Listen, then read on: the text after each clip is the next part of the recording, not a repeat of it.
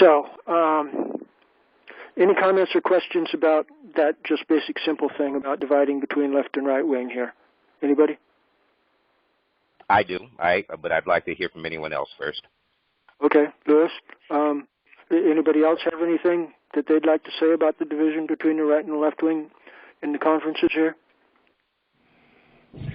Charles, Chris, I really hadn't planned on speaking on the call, but because we're kind of drawing two parallel lines, I'm not sure if that's quite descriptive of the multiple different levels of division that exist between several different factions that might generally be described as conservative, liberal, or social democracy, if you will.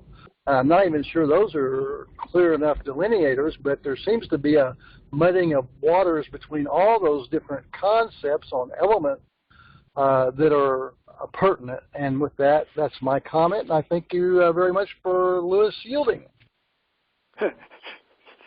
Thank you. Yeah. Go ahead, Louis. Did you want to carry on? No, Charles. Do you want to respond to anything that? Well, just that I do think that inherently there is a multitude of subdivisions in both left-wing and right-wing tendencies. But as the Democrat and Republican parties so clearly illustrate, there are major philosophical differences between two factions, and even though each of them are subdivided into a plethora of differing philosophical ideas and agendas, I think it is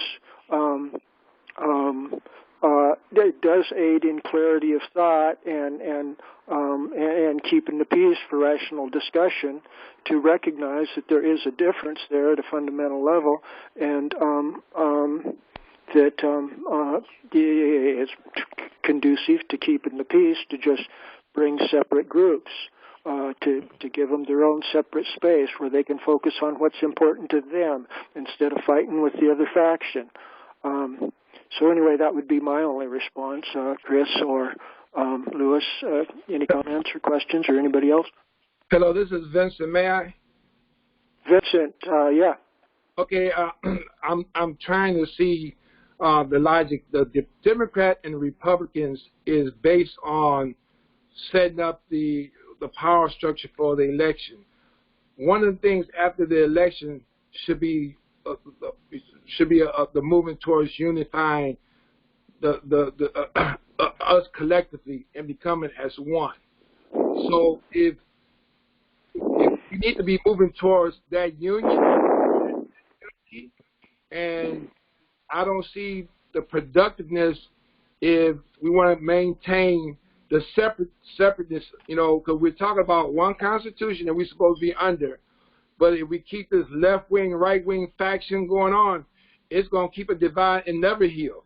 So if we don't move towards unifying what's going on and getting some clarity, then we're going to be lost. I yield.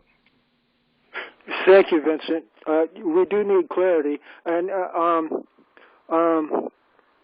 I don't think you've been involved in our past conferences. They have got quite intense between our left-wing and right-wing polarity, and I'm not comfortable shutting down either of our left-wing leaders or our right-wing leaders, and I think that the policy that we're adopting here has a good chance of being productive.